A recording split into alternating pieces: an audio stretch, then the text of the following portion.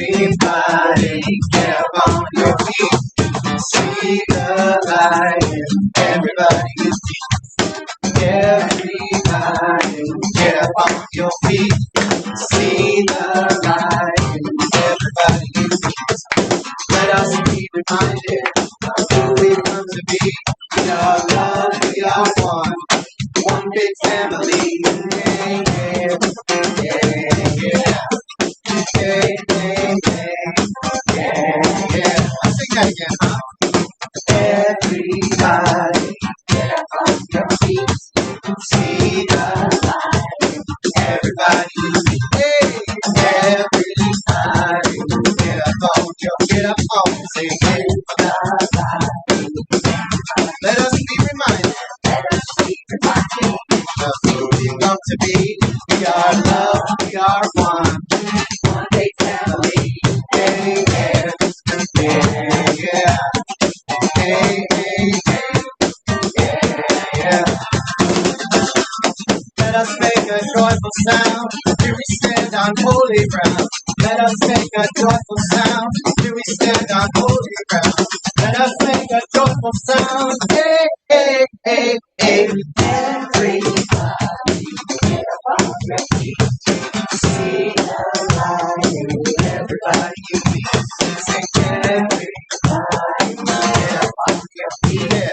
See the light in everybody. Let us be reminded of who we've come to be. We are love, we are one big family. Hey, hey, yeah, yeah. Hey, hey, hey. You got another bridge? Yeah. Let us make a joyful sound. Here we stand on holy ground. Let us make a joyful sound. Here we stand on holy ground. Let us make a joyful sound. Hey, hey, hey, hey. Everybody, get up on your feet. See the light in everybody you meet. Hey, hey, yeah, yeah. Hey, hey, hey. Yeah, yeah. Good morning, everyone. We had a good groove going there. Thank you all for being here today. Thank you for participating. And welcome to the Center for Spiritual Living Tucson. Let's take a quick moment just to get grounded in our space, connect to our energy, connect our energy to the space, and our space to spirit. I'd like to invite everyone to take a few deep breaths, breathing in slowly, and hold. Release. We are all a unique expression of the divine source, the one life. That life is God's life. That life is perfect. That life is our life now.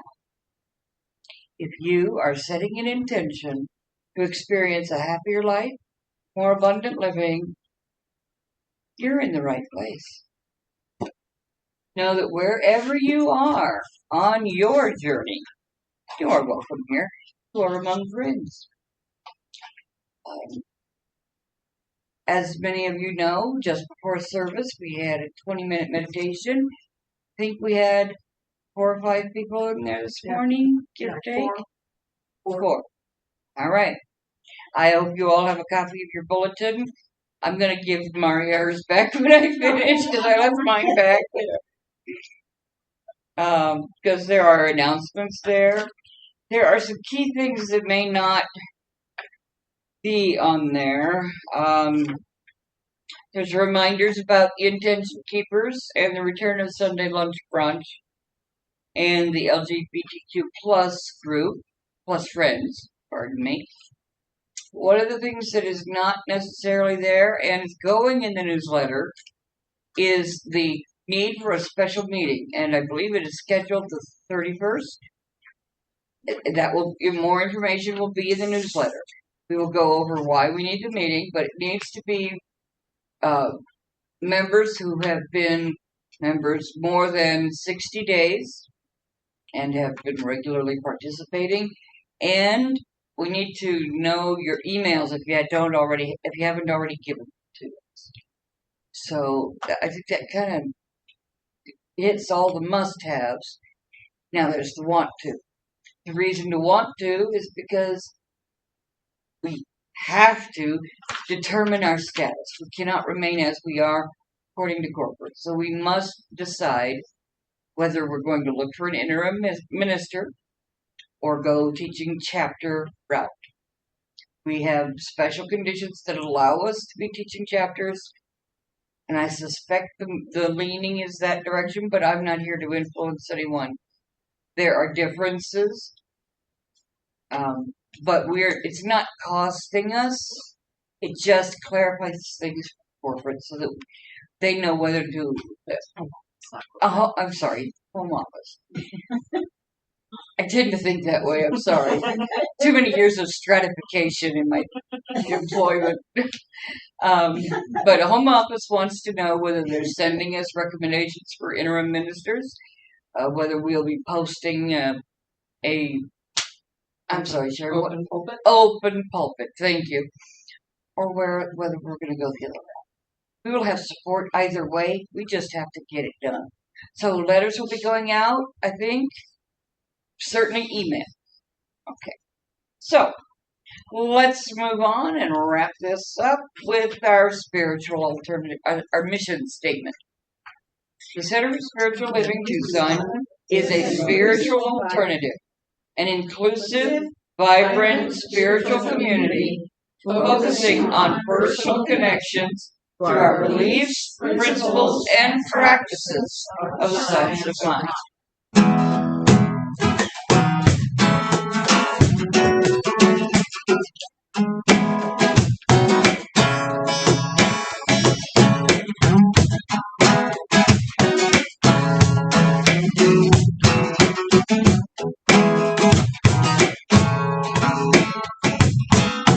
Somewhere in my wandering lies the reason for it all.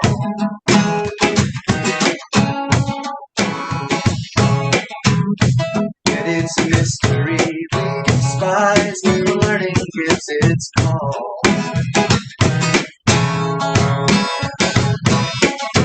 Breaking of the day begins, birthing paves its way. Back and forth I ride on in the breaking of the day. Somewhere in my wandering lies the reason for it all.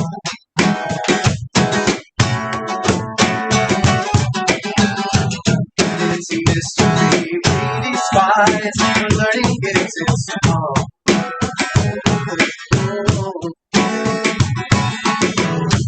Rain is all around me now, warms me through. And imprisoned is my mind's eye.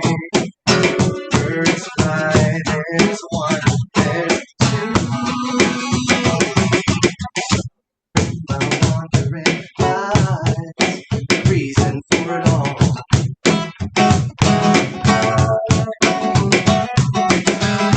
Yet it's a mystery we despise when learning gives its all.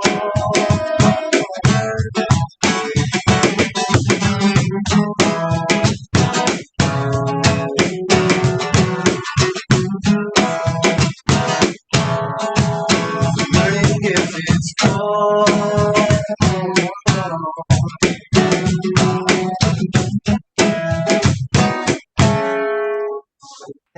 Thanks, guys. Thank you, guys. We will now have 10 minutes, 3 minutes, 3 minutes. 3 minutes, 3 minutes of meditation. Thank you.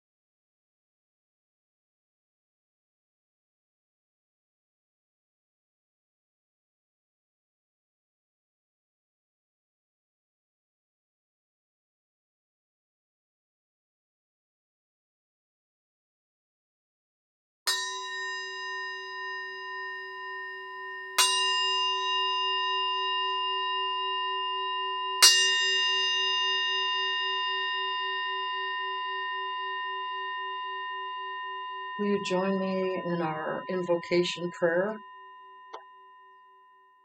Mother, Father, God, we are all gathered here today, always in honor of you, always.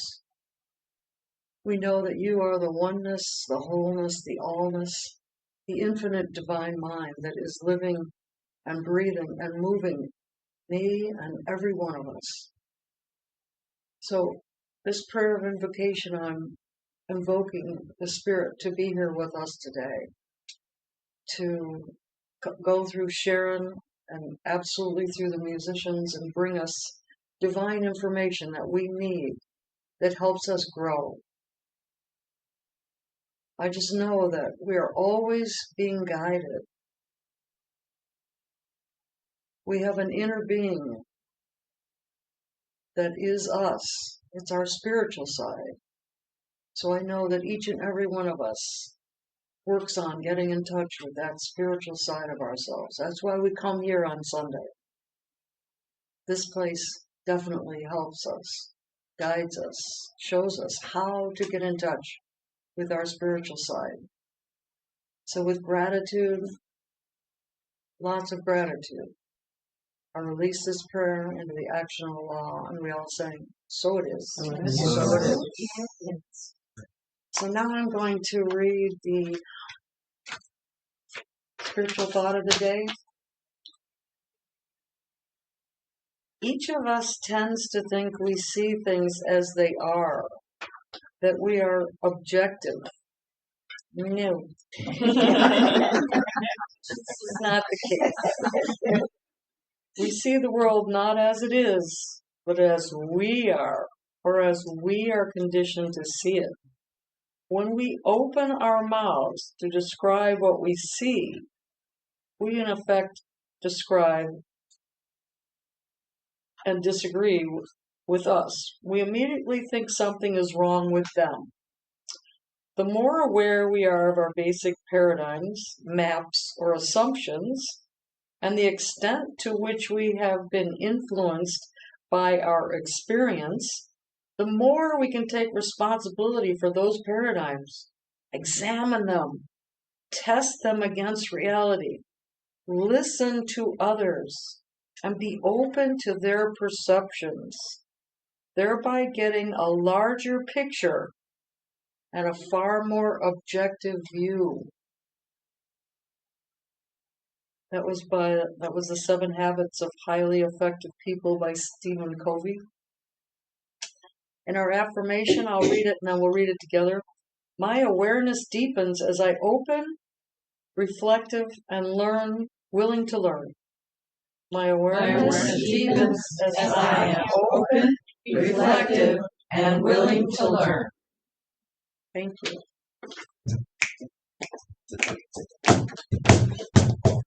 Perfect. We might have played this before. I'm sorry. That's okay. And I love you dearly.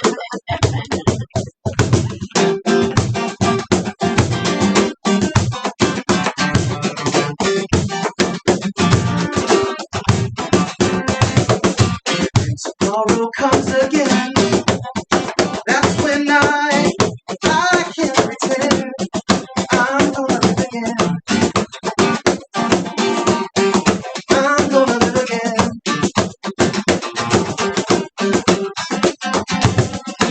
When yes is no, that's when I will know it's time to go away.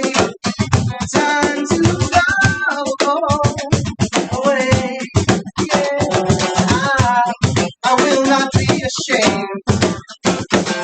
'Cause I am not ashamed. Oh, I will not be ashamed. 'Cause I am not ashamed.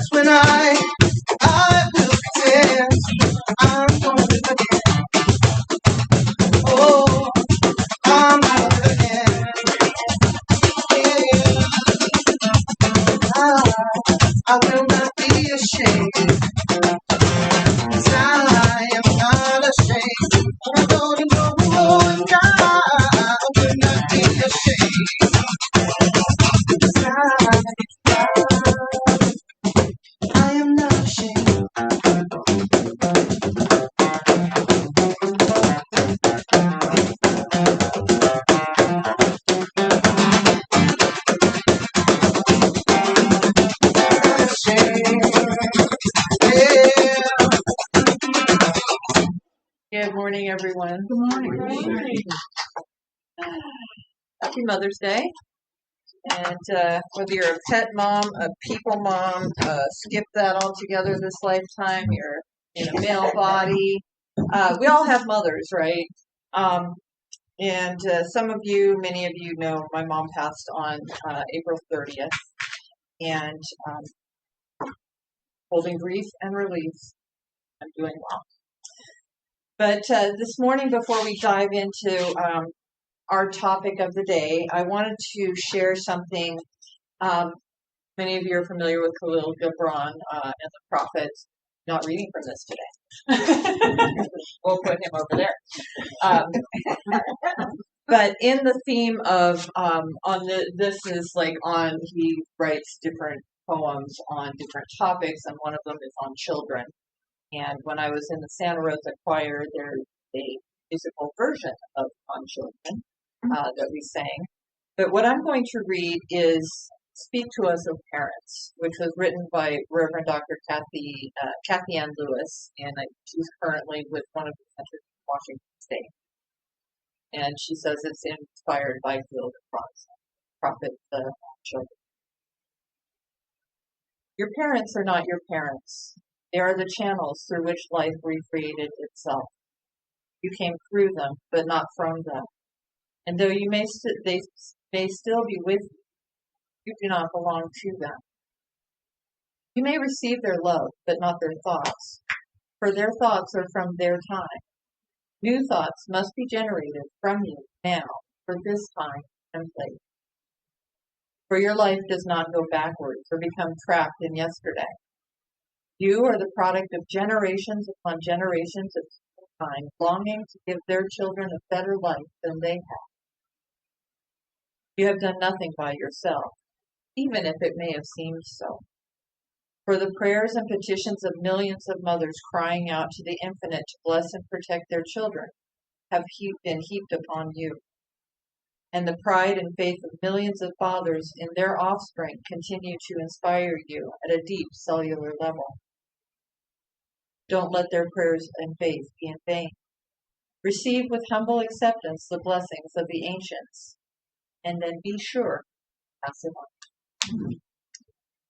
And I made copies. This is my original Santa Rosa copy, so it's a little crinkled because it lives in my book.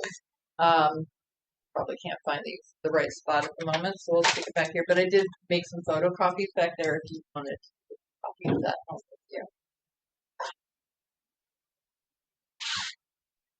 So our topic today for this month is divine doubt. And I honestly am like, what?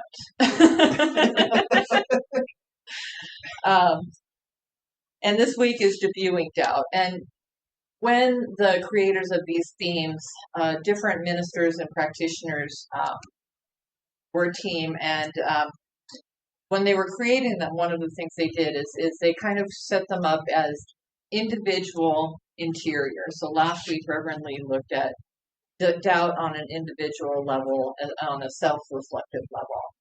This week is self-reflective, but putting it out there. So we're debuting our doubt is the topic this week. Next week is community, looking inward within a community, and the next week is going to be bringing community outward. And then week 5 of this month is generally, they set it up as kind of an accumulation, but we're going to have a special talk. Looking forward to that. So as I said, when I saw this, back in March or whenever I'm calling in ministers who wants to speak, and I'm looking at this going, why are we talking about doubt? What's up with that? And the first thing I wanted to do, the first thing that started coming up was, next year we're not going to use CSL's global theme. We're just not going to do that because this is lame. And I started thinking, well, maybe we could do like a book of the month, and I would have you guys suggest books, and then you guys would all vote on which books we should do. My doubt comes in is if we're going to continue to have guest speakers, how do we pull them into that? So that became a little bit of a, not to say that's off the table, my other thing was maybe we'll do each month as a 12 step. And I have several books that are not specific program related on how the 12 steps apply just in general in a secular way. And I thought, going through that for the year. And one of the ministers I met, and getting an applause, one of the ministers I met in Reno did that one year, that they brought that in, and they brought in the traditions about how the traditions serve the community. And so I was like, oh, okay, well, there's an example for that. But then, we have this talk today. So I'm looking and I'm like, okay, so we're talking about doubt, and I pulled out my concordance this week.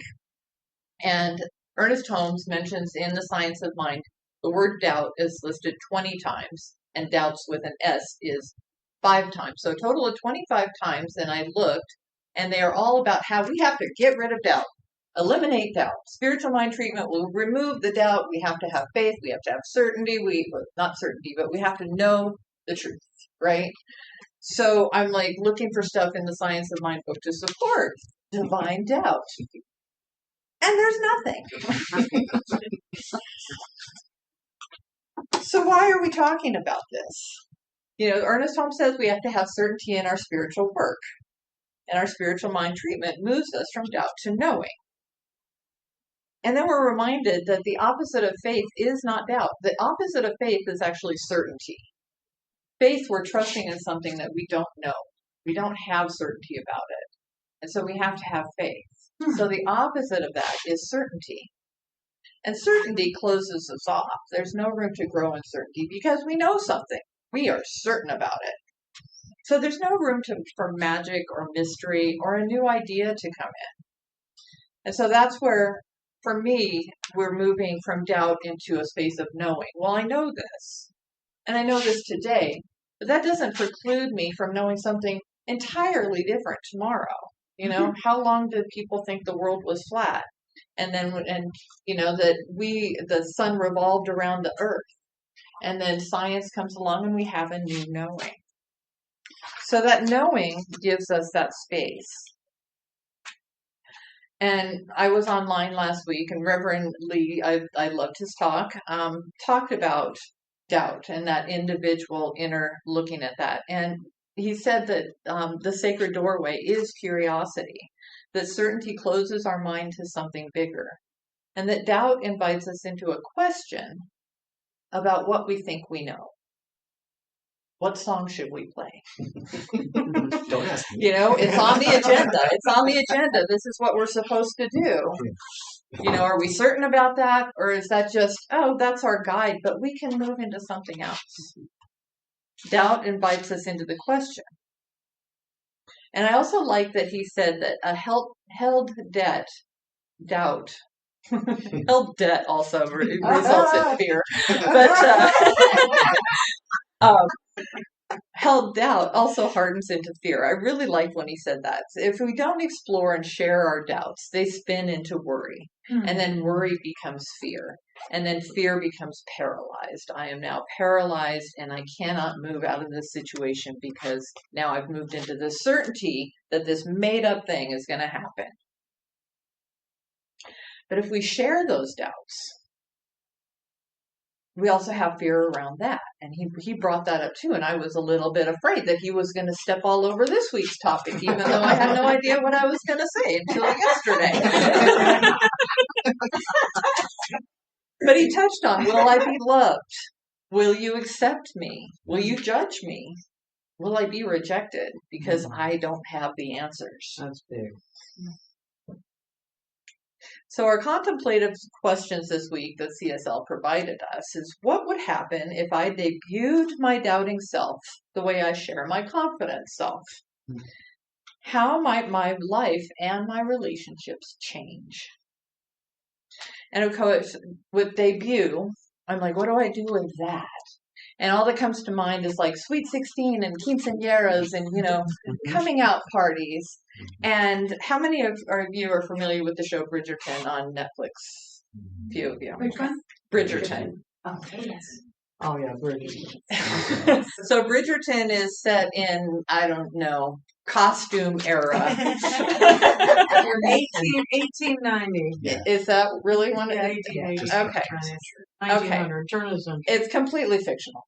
Completely. Not really. But they have beautiful costumes. They live in the town of Mayfair. Bridgerton is actually the family that the show centers around. And there's a queen. She lives in town. She has fabulous hairdos. And every season, one of the kids come out, they're debuted. They come out for their debut. And the first season, there's I don't know how many kids. They're all in alphabetical order. So the first daughter is Daphne. So she's the fourth first daughter. You've got 3 sons, then a couple girls. So the first season is about her debut. And what I noticed about this show, why I'm talking about this today, is it touches on what Reverend Lee talked about last week. We have the queen. Now, when you come out, there's like one of the social ladies, high-ranking ladies in town. They throw the first ball, and that's the debut.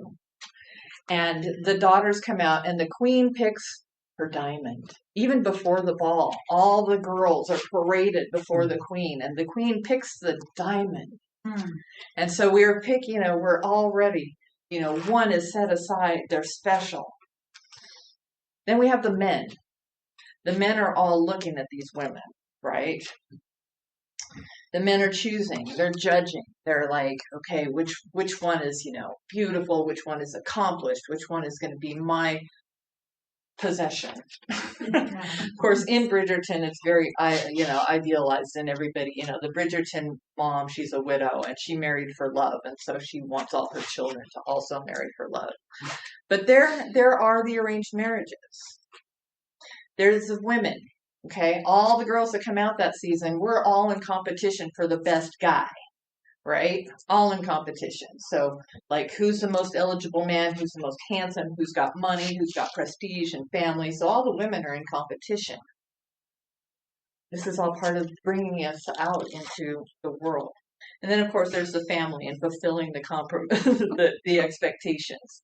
What does our family expect of us? And some of the girls do get arranged marriages because they're not fulfilling the promise. And one of the families is that their father died and left them in a ton of debt, and so they're out looking for men with money.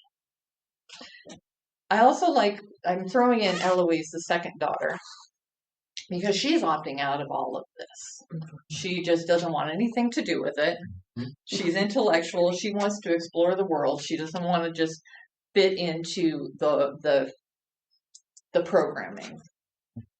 And so I was thinking, with this debuting, we're coming out, and we're hitting all these fears, am I going to be, rejected? Am I going to be chosen? Am I going to be special? Am I going to just fulfill expectations? Or can I opt out and just be me? And that's where Eloise comes in. If we're putting ourselves fully out there, are we trusting that we're going to be held? So again, I turned to the concordance. I almost brought it to point at, but in the concordance, there's 20 listings for trust. And one of my continuing growth points is trusting people. I had a difficult childhood with lots of parents fighting and, dishes throwing, pots and pans, really not so much dishes, but, middle of the night fights. And, I had a 7th grade teacher misplace an entire year of homework. I got in huge trouble for not doing my homework. And then at the end of the school year, here's your homework, I'll grade it. How do I, and then there's the childhood teasing and trauma and all of that stuff that most of us experience on one level or another. So, we have all this stuff. And so I grew up not really trusting anybody. And I had this idea of God out there. And how can I trust a God out there if I can't even trust the people in front of me? So that is a growing edge for me, and it continues to be even at this point in my spiritual journey. Ernest Holmes says that we should learn to trust life, that there is no power in the universe that wishes anyone ill. Life is good, and God is good. Why not accept this and begin to live? No one needs to prepare to meet their God. They are meeting God every day and each hour in the day. We meet God in the rising sun, in the flowing shores, in the budding rose, in the joy of friendship and love, and in the silence of our own soul. And our teaching says that we learn to trust life and that this is an evolving thing. There. So embracing our doubt, trusting that there is only good, we are invited to lean into these spaces of uncertainty as places of vulnerability, honesty, and authenticity. And it makes me think of the fifth step in recovery. We admit it to God, to ourselves, and to another human being, the exact nature of our wrongs, but I'm going to say the exact nature of our doubts. And of course, God is all-knowing, all-seeing, and all-forgiving, and so God already knows what's been going on because God is our higher self. God has been there through all of it, the good and the bad and the ugly. And then the next step is really to admit that to ourselves. Can we admit to ourselves that we don't have to know everything?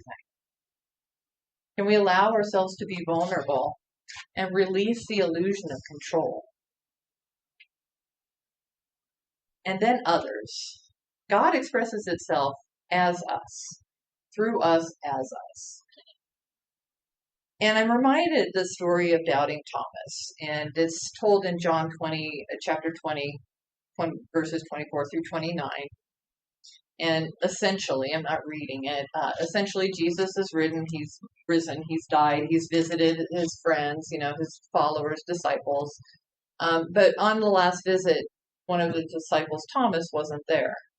And Thomas is like, yeah, I'll see it when I believe, I'll believe it when I see it, when I can put my finger in the holes in his wounds, And so Jesus comes along a couple days later and comes up with an invitation for Thomas, with love in his heart and understanding, and says, here I am. Stick your finger in the hole. Know that I am real. And while that story is often like, Thomas is bad or excluded, turns out that Thomas is one of the, in some of the other Gnostic Gospels, he's one of the three, Mary Magdalene, Thomas, and forget the third, I knew I should have written it down, are like the three that are in the inner circle of the inner circle. Hello, iPad. Anyway, yeah, Michael, you want to jump over and fix that? So he's actually like one of the inner circle that is getting special teachings from Jesus during Jesus's lifetime. And so what the story really is this deepening of faith, that Jesus comes to Thomas in love and acceptance and not judgment.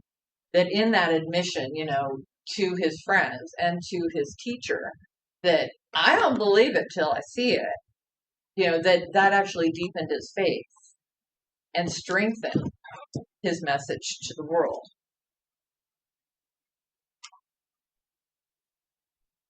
So this kind of leads in to next week when we talk about the gift of doubt within the community. And I'm going to stand here and say, I don't have the answers. I'm doing the best I can. I was a minister in another church many years ago. I have a vision, I have an idea, and I have help. The board doesn't have all the answers either. That we are just going through one step at a time, being guided by Spirit. Knowing that, okay, there's things that need to be done, and we take care of them as they come up. And maybe sometimes that's a little bumpy, but we're discovering this as we're all going along. In a recent visioning, I think it was at the last board meeting, we do little visionings at the beginning. And I don't remember anything else I said. But in the question of, is there anything else? What came to me was, hold your vision, but allow room for everyone else's vision. And that just reminds me, it stuck with me, and it reminds me on a daily basis as I look at how we want to create community, that we can each have a vision, and we can have room for other people's visions. And We're going to be talking about how we come together next week, how we share our doubting selves, we grow in spiritual community. And something that came from the materials that they provided, I really liked this. It says true community is not about pretending everything is clear or polished. It's about being learners together, willing to question, wrestle, and explore. When we bring our doubts into the circle, we create space for wisdom to emerge collectively. Our questions invite fresh perspectives, deeper listening, and greater compassion. And right now, I think we are at a core place where you people are our core members, whether you're an official member or not. You people are at the groundwork of creating this new CSL Tucson.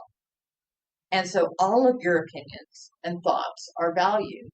And sometimes navigating that right now might be a little bumpy, but we're working on it.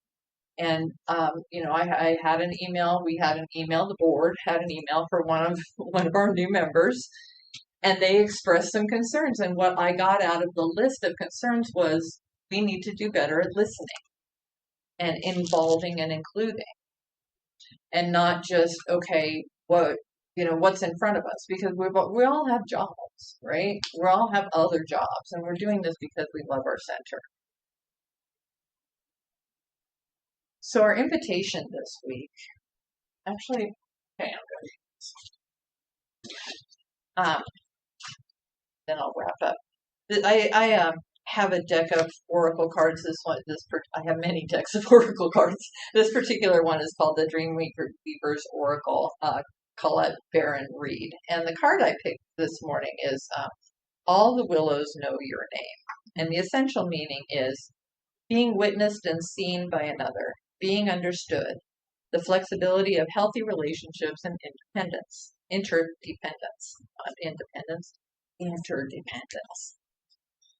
It is such a beautiful feeling to know that you are truly seen by another or by a whole community. When you are known, accepted, and witnessed by others, you have a wonderful sense of connection and communication. You feel the grounded safety of belonging. These are the kinds of relationships present in your life now, and they provide you with plenty of room to grow. This sense of connection rises from a space of transparency, honesty, trust, and radical self-acceptance. And I'm going to just pause there. Reverend Gregory Toole, my former minister in Bakersfield, he's now at CSL Redondo Beach. He used to say anytime the word radical is putting in there, the radical is you actually practice it. So you're practicing your self-acceptance, because that's such a radical thing to do. Practicing radical self-acceptance. You naturally invite others to see you as you see yourself in the fullness of your expression. When you shine, it comes from a true desire to share, and that is compelling and attractive to others who can appreciate you. Know that right now you are seen, witnessed, respected, appreciated, and accepted. You don't have to look for approval, for you already have it. Remember that you shine on behalf of the divine. And isn't it amazing that all the willows know your name? Doesn't that feel good?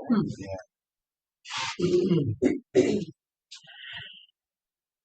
So this week, the invitation is to see what happens when you share your doubting self the same way you share your confident self. What do you notice about how others treat you? Notice how your relationships might change if you invite someone into your doubt. And notice about what you notice about yourself. How does it feel? How does it feel being authentic and or vulnerable? And our affirmation is, I share all parts of myself, including my doubt, with grace. So let's say that one together. I share all parts of myself, including my doubt, with grace. So it is. Let's anchor that in prayer. Closing your eyes if it's comfortable, taking that deep centering breath, knowing that there is only one.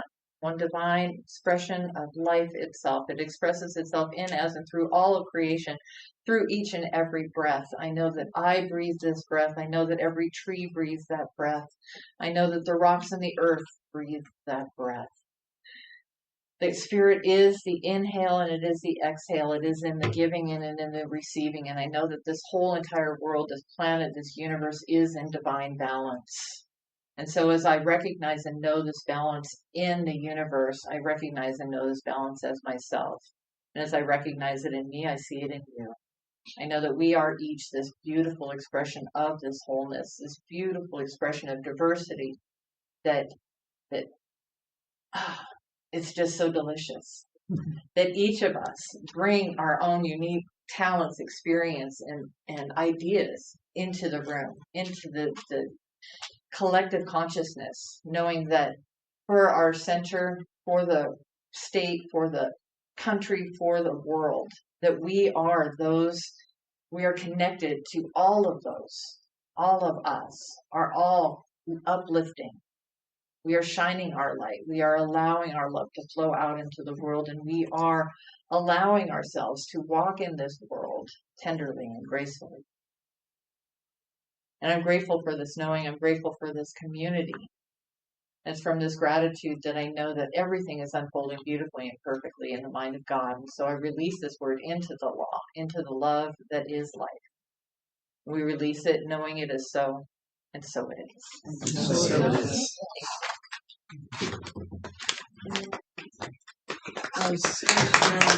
Good job. Oh, let me love in a holy, holy way. Let me love in a holy, holy way. Let me love in a holy, holy way. Let me love in a holy, holy way. Oh, let me love in a holy, holy way. Let me love in a holy, holy way. Oh, let me love in a holy, holy way. Let me love in a holy way. And let me know that love is all around me. Let me know that love is all around me. And let my steps reveal a path of peace. Let my steps reveal a path of peace. Let me love in a holy, holy way. Oh, let me love in a holy, holy way. Oh, let me love in a holy, holy way. Oh, let me love in a holy, holy way. Oh, let me love in a holy, holy way. Let me love in a holy, holy way. Oh, let me love in a holy, holy way. Let me love in a holy,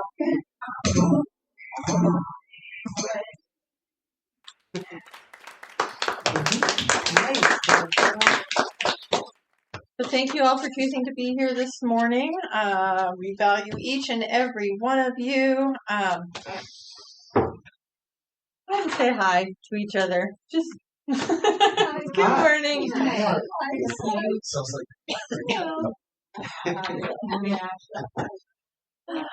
So we have many ways to give.